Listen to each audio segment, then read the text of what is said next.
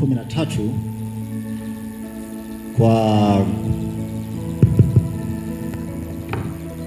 kwa mujibu wa saa zetu za hapa Tanzania. Kule kijijini nilikozaliwa, ikifika saa 6 kamili wanafunga kipindi, hata kama pointi hazikumalizika. Kwa hiyo mtu anayeratibu matangazo huku nyuma ni lazima awe makini sana. Sijui ni mwiko gani wameweka, hata sielewi. Niliona hiyo ya ajabu, nilitegemea ingetokea mijini, lakini natokea vijijini huko. Sasa na mimi leo kwa muda huo nimeanza, maana yake nje ya wakati. Sasa sijui tutafanyaje, tuendelee kuvumiliana. Aidha, nashukuru kwa ajili ya nafasi hii ya kusimama leo mbele yenu, na nilipojaribu kuchungulia kalenda yetu ya matukio kwa mwaka, inazungumzia mambo ya afya. Naomba tuombe. Mfalme wetu wa amani, jina lako litukuzwe sana kwa ajili ya wakati huu pekee. Umetuleta mahali hapa kwa ajili ya kusikia neno lako na ujumbe wako kwa ajili ya wokovu wetu, na hivyo utusaidie kuelewa ili tuokolewe. Tunaomba kwa jina la Yesu, amen. Nilipojaribu kuangalia kalenda hii inayozungumza habari ya afya, sasa nilijiuliza, mimi sijasomea mambo ya afya, mimi sina elimu, ninawezaje kuzungumza mambo ya afya? Lakini wengi wenu pia mnaweza mkasema, huyu anayezungumza na ni kweli, ikiwa ina somo hili linahusiana na afya, mbona hajasomea mambo ya afya? Anawezaje kuzungumza mambo ya afya? Nami nikuulize mchana wa leo, uliyesomea mambo ya afya, uko wapi uisaidie dunia inapokufa, inapoangamia leo? Uko wapi? Wakati maelfu ya watu wanapokuwa wanaangamia kwa kisukari, vidonda vya tumbo, kansa, uko wapi msomi uisaidie dunia? Uko wapi mchana wa leo? Uko wapi, niambie, uisaidie dunia juu ya watu wanaoangamia? Mbona watu wanakufa ovyo ovyo? Mbona watu hawana msaada? Na wewe umesoma degree, PhD, upo hapa umetulia. Uko wapi uisaidie dunia? Uko wapi? Uko wapi mchana wa leo? Uko wapi uisaidie dunia? Umekuja mtu ambaye wa kawaida nizungumze maneno ya Mungu, tujiulize tuko wapi wakati dunia inaangamia. Tatizo la afya ni kitu gani kwenye ulimwengu huu na kizazi hiki? Tatizo la afya. Afya ni kitu gani? Afya ni kitu gani? Wataalamu na wasomi wanajaribu kueleza ya kwamba afya ni ukamilifu wa kimwili, kiakili, kiroho na kijamii. Afya. Kwa nini tatizo la afya?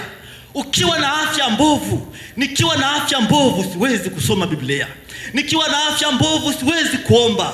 Nikiwa na afya tete siwezi kusikia furaha kumtumikia Mungu. Nikiwa na afya tete siwezi kuhisi chakula kinanoga. Nikiwa na afya tete siwezi kusikia furaha yote. Nikiwa na afya yenye mgogoro, hakuna kinachoendelea kwenye ulimwengu wa leo kinaweza kaniletea furaha. Afya ni tatizo la leo. Mko wapi? Na swali langu linabaki, wasomi tuko wapi juu ya watu wanaoangamia? Nilikuwa najaribu kuangalia takwimu, zaidi ya watu milioni 800 wanaugua kisukari ulimwenguni kote. Wasomi na watajiri mko wapi? Na katikati yao ni watu wa maarufu wanaugua na kufa na kisukari, makansa, magonjwa yote. Tuko wapi wasomi tuviokoe dunia mchana wa leo? Tuko wapi? Elimu zetu zina maana kiasi gani katika ulimwengu wa leo, ikiwa katikati yetu watu wanakufa na kuangamia? Tatizo la afya ni tatizo kubwa. Kwa nini afya ndio kila kitu? Kwa nini afya ndio muhimili wa yote? Kwa nini afya ndio msingi wa maendeleo? Kwa nini afya ndio kizazi bora? Kwa nini ni afya? Wapi tatizo la afya lilianzia? Tatizo la afya lilianzia wapi? Mwanzo 1 mstari wa 16. Mwanzo 1 mstari wa 16. na 17. Mwanzo 2 mstari wa 17 na 16 na 17, tusomee.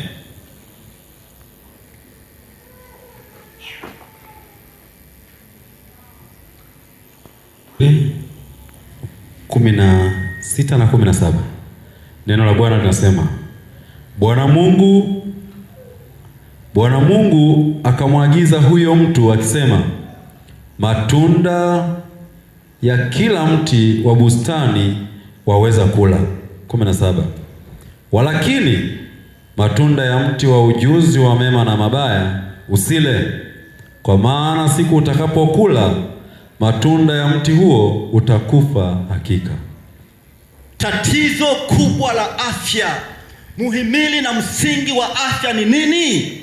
Biblia inaonyesha ya kwamba kutotii na kupingana na maagizo yote ya Mungu ndio tatizo kubwa la afya linalotugharimu leo wanadamu.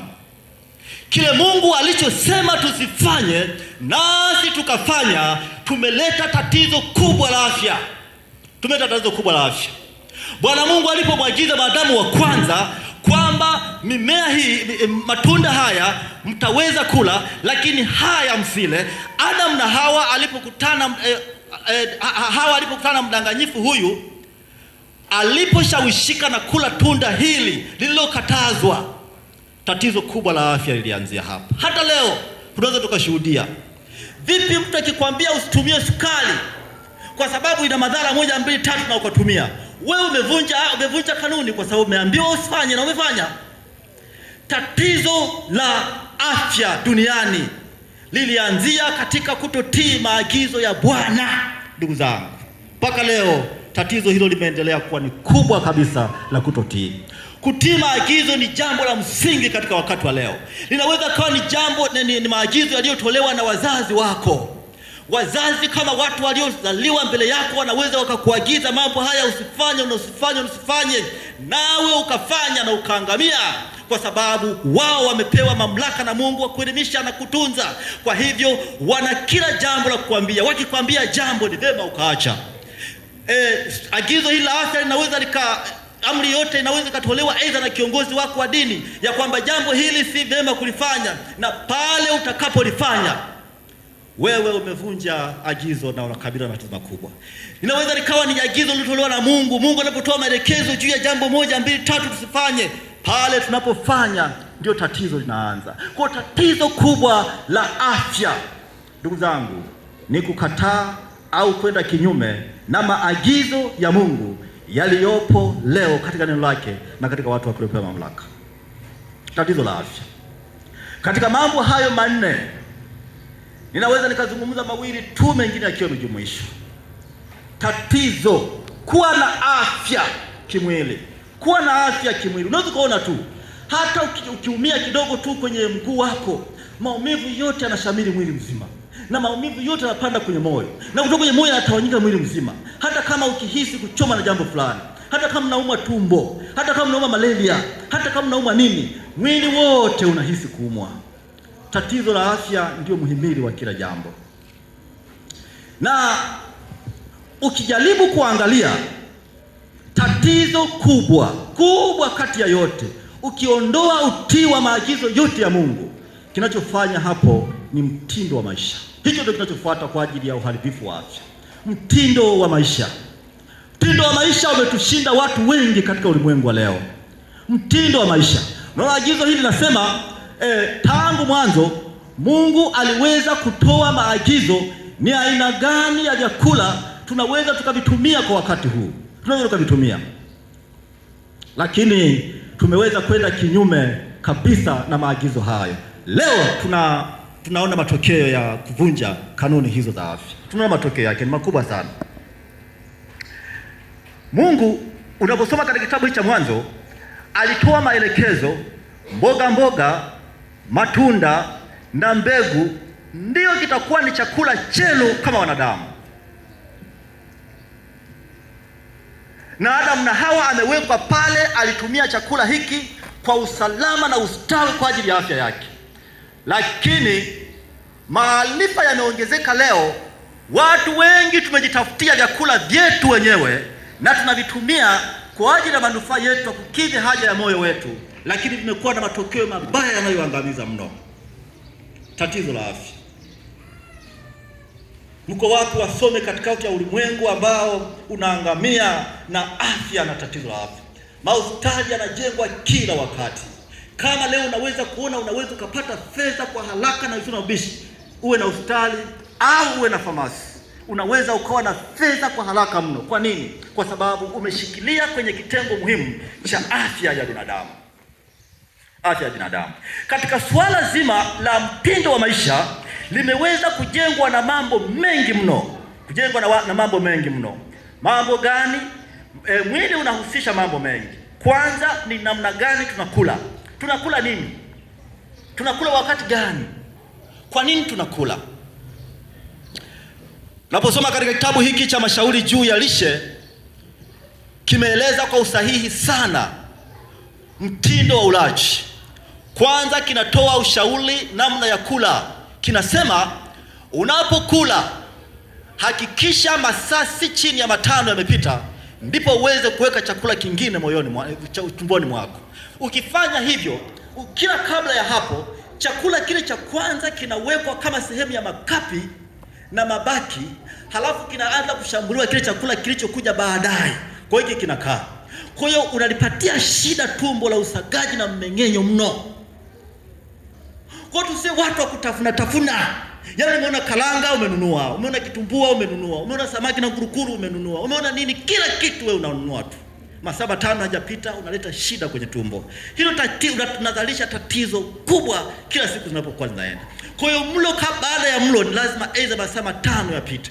Sasa ndugu zangu, tuulizane wote hapa, kama sio wahanga wa afya, huwa tunakula saa ngapi tunapoenda kulala? Saa 2, saa 3, saa 4. Kama kuna mtu anaweza, maana ushauri wa Ellen G. White anasema kabla haujalala masaa 5 yapite ndiposa uende kulala. Yaani ukila masaa 5 lazima yapite. Rafiki yangu mmoja alienda kusoma Kibidula mambo ya uinjilisti. Aliporudi nilipomuuliza alilalamika sana. Sema, bwana, nilienda kusoma Kibidula. Sasa maisha ya Kibidula kwa namna moja usiyoyazoea ni magumu sana. Nikasema vipi? Akasema, bwana, pale asubuhi ndio angalau tunakula, lakini chakula cha jioni tunakula saa 10, nao ni mkate na chai. Alalamika sana. Kwa hiyo usiku huo unalala, unakesha, hata upate usingizi, maana tumboni hamna kitu. Maisha yote nimeisha. Analalamika sana. Kumbe wenzetu wametangulia mbele kielimu, wanaelewa kulijaza tumbo usiku wakati limetulia unalisumbua sana kufanya mmeng'enyo. Kwa hiyo wao wameelewa. Kwa hiyo huyu bwana aliishi kwa mateso, lakini aliokoa afya. Haleluya. Kama tunaweza kula saa 3 na saa 4 tukaenda kulala, tunategemea nini? Lazima tunaweza tukasumbuka tu. Manjozi ya ajabu. Unajua usiku, ngoja niwaambieni, mimi nimefanya zoezi moja. Siku ambayo hautakula hata saa 3 au kala saa 12 angalau saa 1 au saa 12, saa 10, saa 11, halafu kwenda kulala. Akikuamsha mtu saa 8 kuomba, aisee, unaamka ukiwa na nguvu sana. Lakini ukila saa 3 halafu mtu akakuamsha kuomba, unahisi ni uchovu. Yaani mtu kuomba omba hivi, unasema Baba katika jina Yesu, usingizi. Hauwezi kuomba. Kwa nini? Kwa sababu umekuwa loaded, mwili wako hauna nguvu, hauwezi, hauchangamki kwa sababu ya chakula. Tatizo ni afya. Lakini kitabu hiki pia kinatoa mashauri, kinasema kwamba usile mboga pamoja na matunda hapo. Yaani unakula chai na mchicha, halafu naweka na ndizi, papai na embe unakula. Anasema tatizo tayari umeshaweka tatizo. Hata mimi nimefeli, mimi napenda kula wali naweka na papai pembeni. Tena nachota pamoja na wali nakula. Embe nakula. Ni tatizo kumbe. Sasa unaona namna ambavyo tunazidi kuharibu afya. Na katika kitabu cha Kutoka sura ya 20 mstari wa 13 Biblia inasema usiue. Mungu hatahusika kwa kifo chochote kilichosababishwa. Kila mmoja atachukua hukumu yake. kwamba kwa kuvunja mashauri ya afya au kwa kufanya nini, lakini kila mmoja atajibu kwamba huyu mtu amekufa, amelala usingizi wa mauti, lakini ukweli ni kwamba ni yeye alijiua kwa makusudi. Nani ataokolewa ndugu zangu? Nani ataokolewa? Kwa hiyo tunakula nini kwa ajili ya nini? Ni chakula gani kinastawisha memory zetu, akili zetu, kumbukumbu zetu? Ni chakula gani? Je, tunajua? Tunapopenda wali una manufaa gani kwa afya? Una manufaa gani kwa afya? Mahali fulani kijijini kwetu kule walikuwa wanajadili habari ya chakula cha makambi. Nilishuhudia ugomvi kabisa ukitokea ndani, nasema wengine dona tukila tusumbua kwenye matumbo bwana. Wengine wale wanaokula sembe wale na wanaokula dona wale bwana. Mimi dona inanisumbua. Ndugu zangu, Waadventista wa Sabato leo tunagombana kwenye makambi tule sembe. Tumekuisha sana. Nani ni kioo cha jamii? Mwadventista Msabato amepewa nuru aiwaambie ulimwengu utaratibu wa kula, awaambie wasomi walioelimika wanaokufa na elimu zao, lakini naye ameingia chaka. Chakula kwa ajili ya nini? Sokoni mle ukienda sokoni mle vitu vingi vimejaa vya asili. Unaweza kuona kalanga, unaweza kuona ufuta, unaweza kuona alizeti, unaweza kuona tetele. Leo wanawake wengi ukimwambia tie kwenye mboga tetele, maharage yanafaa kwa ufuta. Jamani, ufuta nani wanaofahamu? Ufuta unafaa sana kuunga kwenye maharage, hatari mno. Yaani ukitumia ufuta kwa ajili kwenye maharage utafurahi. Lakini mwambie mwanamke leo atie ufuta, anasema nazi au mafuta. Chakula cha asili tumekiacha. Tetele zinafaa kwenye nyama, alizeti, lakini tumeacha vyakula vya asili. Vitu hivi wengi leo tumekimbilia vitu vya kisasa na afya inatutesa. Kwa hiyo jamani, kutofanya maelekezo ya Mungu ni tatizo la afya. Katika msisitizo wa leo wa afya kiulimwengu, kanisa limeona ni vizuri tukakumbushana habari ya afya. Afya ni tatizo ndugu zangu. Afya haina msamaria mwema. Ukiharibu afya umeharibu maisha. Ukiharibu afya, ukikosea tu kwenye ulaji na mtindo wa maisha, hakuna uhai tena. Nani alaumiwe?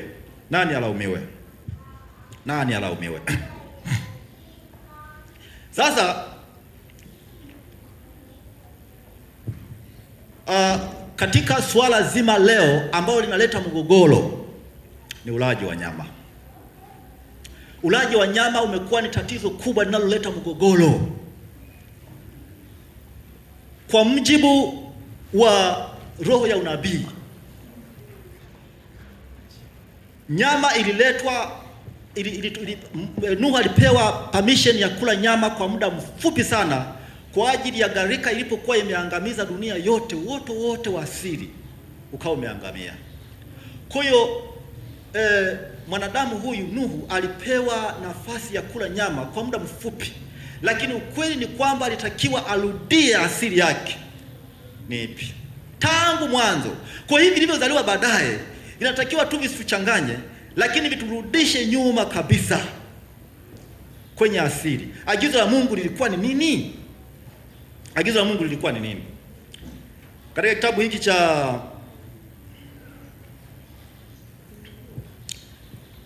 kitabu hiki cha Healing Ministry kinasema kwamba ukurasa 229, lishe iliyoteuliwa hapo mwanzoni haikujumuisha chakula cha wanyama. Sio baada ya mafuriko, wakati kila kijani kibichi kilipoangamizwa, ndipo mtu akaruhusiwa kula nyama. Katika kuchagua chakula cha mwanadamu huko Edeni, Bwana alionyesha chakula bora kinachotokana na mimea ya asili. Anataka kusema aliwaletea Waisraeli mana katika kuwafundisha Waisraeli ya kwamba yeye ni Mungu wa asili, ni Mungu anayelinda na kutunza asili. Wakati Israeli wanasafiri jangwani, walipewa chakula cha mana. Alitaka awarudishe kwa mujibu wa nabii kwamba waelewe ya kwamba Mungu ni Mungu wa asili siku zote. Mungu sio Mungu wa vitu vya hovyo hovyo. Alirudisha kwa kuwapatia chakula cha maana wakitumia. Anasema mkate wa mbingu ulikuwa ni kwa sababu ya kutolizika kwao. Asema mkate wa mbingu. Asema wanyama ilikuwa ni kwa sababu ya kutolizika kwao na kunung'unika kwao. Ndio maana wakati fulani waliletewa wanyama, waliletewa kwale, lakini unaona matokeo yake, walipokula tu wote wakafa. Wote wakafa. Anasema chakula cha wanyama walipewa, hii ni kwa muda mfupi tu. Matumizi yake yalikuwa ni kwa sababu ya dharura ya nchi kuangamizwa na maji, na hata hivyo yanaendelea kuleta matokeo ya magonjwa na vifo.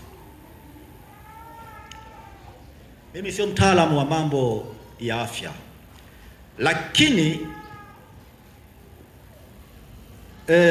roho ya nabii inasema kwamba mnyama, yaani kitu chochote, jamani, Biblia inasema kwamba anavyokufa huyu ndivyo anavyokufa huyu, si ndio? Jamani, tunaelewana? Uhai wa mwanadamu ndio uhai wa nani? Wanyama. Kwa hiyo kuchukua kisu na kuchinja kuku kuna tofauti na kuchinja mtu. Tuambizane jamani, kwa mjibu wa hilo fungu, kuchinja kuku na kuchinja mwanadamu kuna tofauti? Jamani, anavyokufa huyu ndivyo anavyokufa. Uhai wa mwanadamu ndio uhai wa nani? Wa mnyama. Na sijajua kisayansi, wanasome mnaweza kufahamu, lakini huyu mama anaeleza ya kwamba wakati mnyama anapohisi ya kwamba sasa hivi anaenda kuuawa, wale mlioshuhudia kwenye machinjio ya ng'ombe, unaona kurupishana.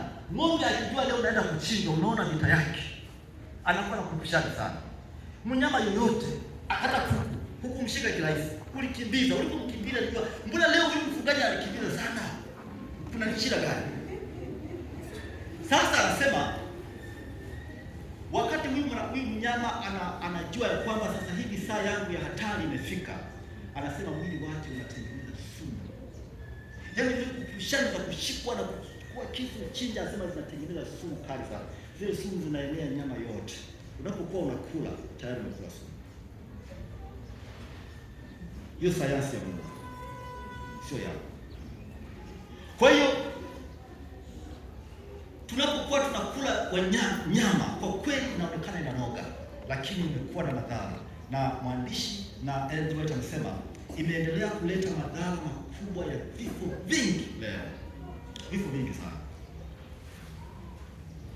Tunaangamia kwa kukosa maarifa. Maarifa hayo yanapatikana kwa watu waliokubali hekima ya Mungu peke yake. Ni watu wa kawaida mno, watu ambao hawana hali na chini. Lakini leo tumechukua tajiri wetu tulio nao, tumeufanya kama ni sehemu ya kuweza kula chochote tunachotaka.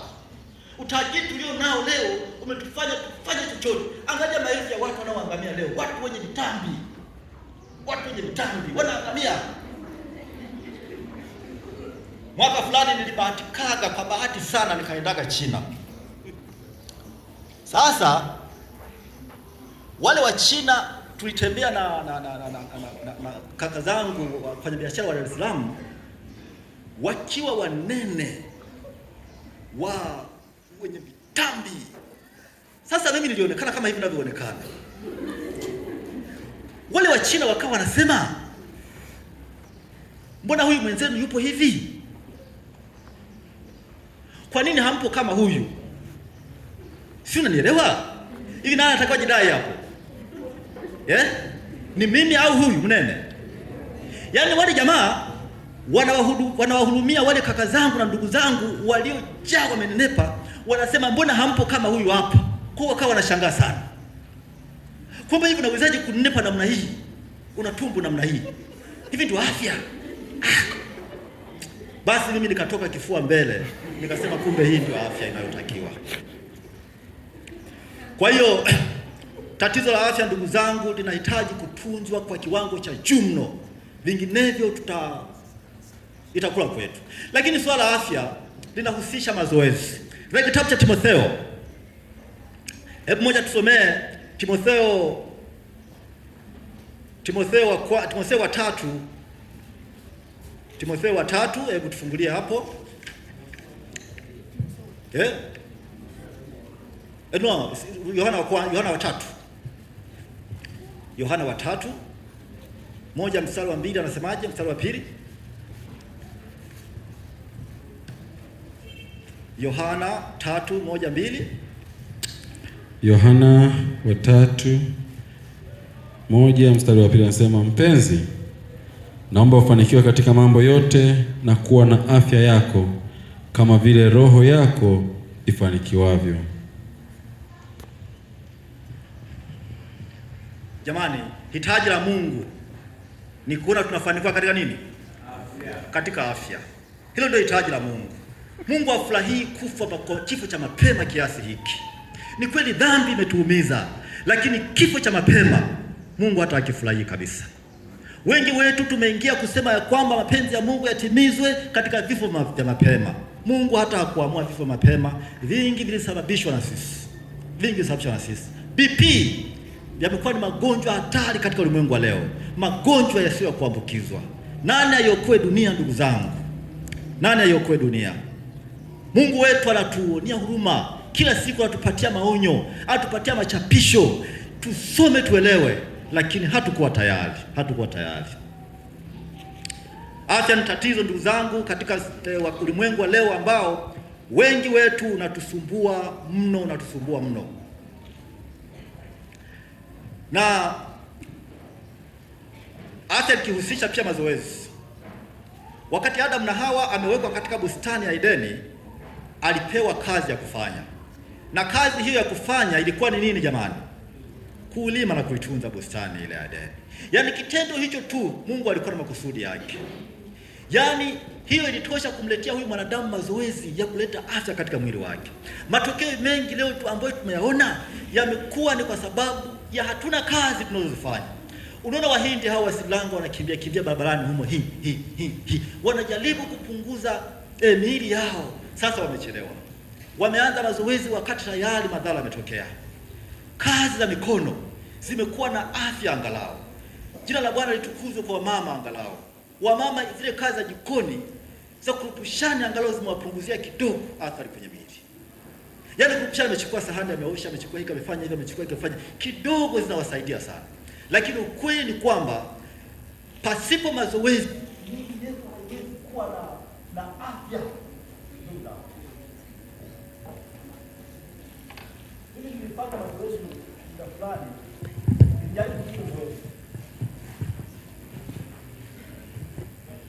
nilipojaribu hilo zoezi, nikafanya mazoezi kwa muda mfupi, niliona mwili na mabadiliko. Unajua mabadiliko gani niliyaona? Hata kusinzia. Ni maana damu ni kama imekuwa dormant, haisupply vizuri mwilini. Yaani unaweza kusoma tu, hata hiyo usomaji wa Biblia, tukisoma Biblia mara moja tukifika unaona usingizi. Ni damu maana yake imeluzi. Lakini damu ikiwa inapita vizuri kwenye mishipa na sehemu zake, utakuta hata usingizi wa kusinzia ovyo tu hauwezi kupatikana. Kwa hiyo kutokuwa na mazoezi kwenye maisha yetu limekuwa ni tatizo lingine la afya. Kwa hiyo jamani, mazoezi, lishe sio chakula. Lishe inayotakika ndio hitaji la miili yetu. Mazoezi ndio hitaji. Tunakula nini, tunakunywa nini, ndio hitaji la miili yetu. Na swali tunahitaji kujiuliza katika ulimwengu leo. Lakini tunakula wakati gani? Hilo ni swali ambalo tunahitaji kujiuliza, ndugu zangu. Sisi tumepewa nuru ya kuambia ulimwengu. Itakuwa ni ajabu kama miongoni mwetu wenyewe tena tumekuwa ni watu tunaosumbuka na afya. Haitatusaidia kitu. Kwa hiyo katika msisitizo wa siku hii ya leo, kanisa limeona tujifunze, tujikumbushe. Tunafahamu mambo mengi, tujikumbushe. Lakini wengi wetu tunaishia kujikumbusha, hatuwezi kuingia kwenye matendo na kutenda. Hatuwezi. Vyakula vilivyotokoswa sana, N.G. White katika kitabu hiki anaonya, ni hatari sana.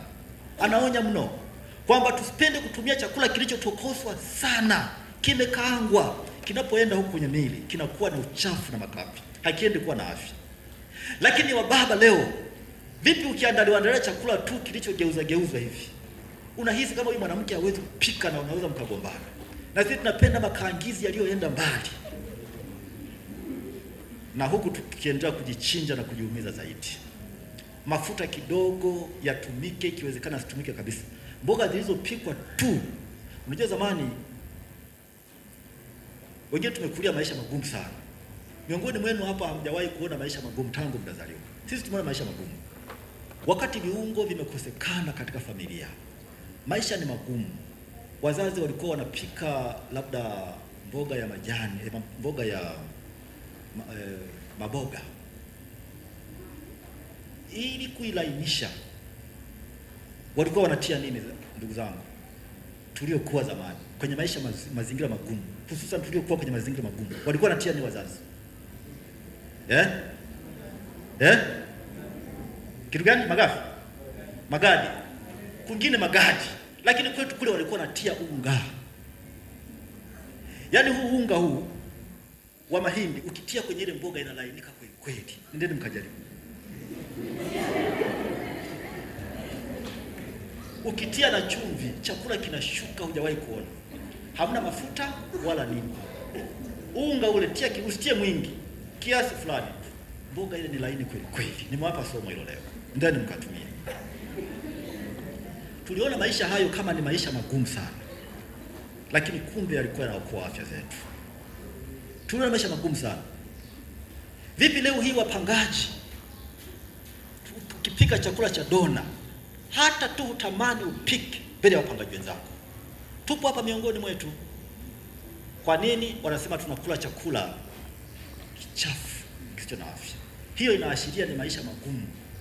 Kwa sababu ya kuogopa kuitwa watu wenye maisha magumu, tuliingia kukoboa na kuosha, kiwezekana kuloweka, tusage, ili chakula tunachopika kiwe tuonekane tuko size nzuri zetu. Hiyo ni tatizo kubwa la afya.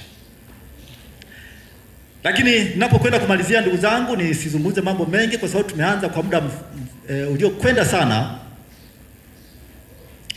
Hiyo utaenda kusoma katika vitabu vingine pia. Hili kitabu cha huduma ya uponyaji, ukurasa wa 311, lakini ukurasa wa 295 na 296 pia huduma ya uponyaji, hiyo utaenda kusoma mahali hapo. Lakini pia 235 utaenda kusoma ukurasa wa huduma ya uponyaji. Nimejaribu kutohoa hayo mambo machache. Katika swala zima la mazoezi, nimesema ni muhimu kwa sababu pia ni agizo la Biblia. Katika kitabu cha Timotheo wa kwanza 4 mstari wa 8, hebu tusomee.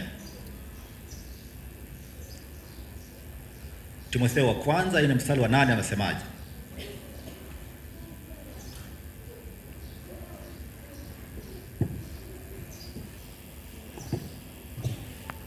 Timotheo wa kwanza 4:8. 4 mstari wa 8 inasema, kwa maana kujizoeza kupata nguvu za mwili kwa faa kidogo, lakini utauwa hufaa kwa mambo yote, yaani unayo ahadi ya uzima wa sasa na ya ule utakao kuwapo baadaye. Jamani, tunaona mazoezi hapo Mazoezi ni muhimu kama ambavyo nimekwisha kuambia, siwezi kurudia. Lakini napoenda jambo la mwisho, tufunge kipindi chetu, nisipende kuwachosha sana. Hebu tutafakari katika kitabu cha Mwanzo sura ya 3 mstari wa 7. Mstari wa 7. Mwanzo 3:7. Neno la Bwana linasema, wakafumbuliwa macho wote wawili, wakajijua kuwa wa uchi, wakashona majani ya mtini, wakajifanyia nguo. Ndugu zangu na dada zangu, hatia imeonekana ni tatizo kubwa sana la afya. Yaani ukiwa na hatia, tatizo la afya ni kubwa sana. Ukiwa na msongo wa mawazo, limekuwa ni tatizo kubwa sana la afya. Unaweza kuwa unatembea na mtu tu kana kwamba mpo pamoja, lakini unaona tu mdomo na babaja muda wote tu kana kwamba anaongea lakini hatoi sauti, lakini anaongea. Tatizo la afya. Yaani hilo ni tatizo, ni tatizo kubwa mno, limekuwa likiathiri watu wengi. Tatizo hili linaweza kusababishwa na uchumi mgumu. Tatizo hili linaweza kusababishwa na usumbufu wa familia. Tatizo linaweza likatokana na ugumu wa maisha, fedha hazipatikane. Vyote vimeonekana kuharibu afya yetu. Lakini kitabu hiki cha Mwanzo mstari wa 3, nigusie kidogo kwenye tatizo la akili. Tatizo la akili ni tatizo kubwa kidogo. Kwenye kitabu hiki cha Mwanzo sura ya 3 anasema kwamba walipokula lile tunda mara moja wakasikia nini? Wakajijua nini? Wako uchi. Hatua iliyofuata ilikuwa ni hatua gani? Kuchukua majani na kufanya nini? Tatizo la afya linaposhamiri, hata majani unaweza kuona yanafaa kwa ajili kama nguo. Yaani akili ikiwa na shida, unaweza ukafikiri kisicho chakula kinaweza kikawa chakula.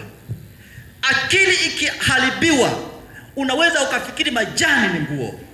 Akili ikiharibika, unaweza ukafikiri ile nguo ya kulalia ni ya kuvaa hadharani. Akili ikiharibika, unaweza ukachukua sketi fupi inayoonyesha makalio yote ukavaa hadharani. Akili ikiharibika kwa vijana, unaweza ukachukua suruali ukakata kabisa, yaani ukavaa mlegezo, ukashusha mkanda wote ukavaa mlegezo. Na hizi jinsi zinatoka sasa hivi, ndugu zangu, tusivae vijana. Hazifiki huku kabisa, sijui hapo ameshonaje kabisa. Ni nguo gani hizi? Kwa sababu ya tatizo la afya. Yaani mtu anaamua kuonyesha nguo ya ndani kabisa. Tatizo la afya. Afya ikiharibika, kila kitu nafikiri ni sawa. Kwa muda wote ukimwona yeye anapandisha tu hivi. Anapandisha tu kicheza tu, anapandisha kidogo. Imeshuka. Kwa nini usipandishe? Tatizo la afya. Ndugu zangu, afya ikiharibika imeleta madhara makubwa sana kwa jamii. Afya. Kilicho chema unaona ni kibaya, na kilicho kibaya unaona kama ni chema. Tatizo la afya. Nani atuokoe? Na wengine ni wasomi kabisa. Wasomi mno. Angalia wanawake ambao unasema sasa huyu hapa anacheza na PhD amesoma. Yaani akivaa nguo, jamii yote inasema mama. Iko wapi elimu? Iko wapi? Usomi uko wapi kwa namna hiyo basi? Nani atuokoe? Kama hata watu walio na maarifa wamekuwa namna hiyo, nani atuokoe sasa? Akili ikianza kupata shida, shida ya akili ilipoingia kwa Adam na Hawa, wakaona majani yanaweza kufaa kwa stiri. Majani, ndugu zangu. Yaani majani yanawezaje kuwa nguo? Majani.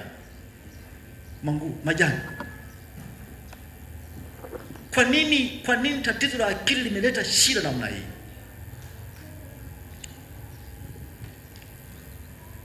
Nani atuokoe? Nani atuokoe ndugu zangu kutoka katika tatizo kubwa la akili linaloleta shida leo? Kanisa limeona ya kwamba tuweze kuzungumza habari hii ya afya kwa sababu ndio muhimili wa yote. Hakuna kinachoweza kuendelea katikati ya jamii kama afya itakuwa ni mgogoro. Lakini tukumbuke, chanzo namba 1 kabisa ni kupoteza utii kwenye maisha yetu. Yaani kupoteza utii completely kwenye maisha yetu kumeleta tatizo la afya. Chochote kile kimeleta afya. Kwa turudi kwenye kumtazama Mungu na kumtegemea Mungu. Nini Mungu amesema tusifanye na tumefanya? Nini Mungu anasema? Katika kitabu cha Zaburi 46 mstari wa 1, Biblia inasema hivi: Mungu kwetu sisi ni kimbilio na nguvu, msaada utakaoonekana tele wakati wa mateso. Turudie wote.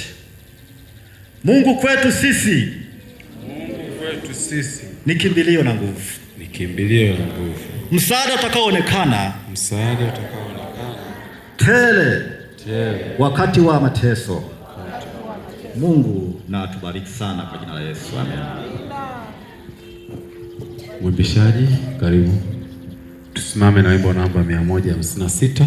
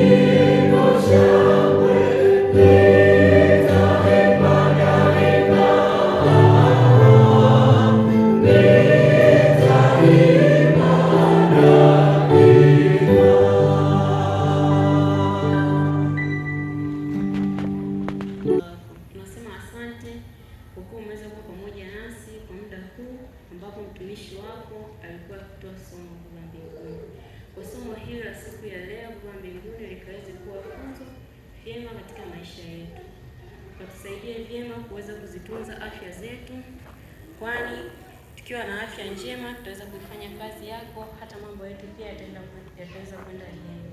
Kuwa pamoja nasi kwa muda huu tunapohitimisha, ukaweza kuwa pamoja nasi pia hata pale Sabato yako itakapokuwa ikiisha. Nikiomba na kushukuru kwa jina la Yesu, amen.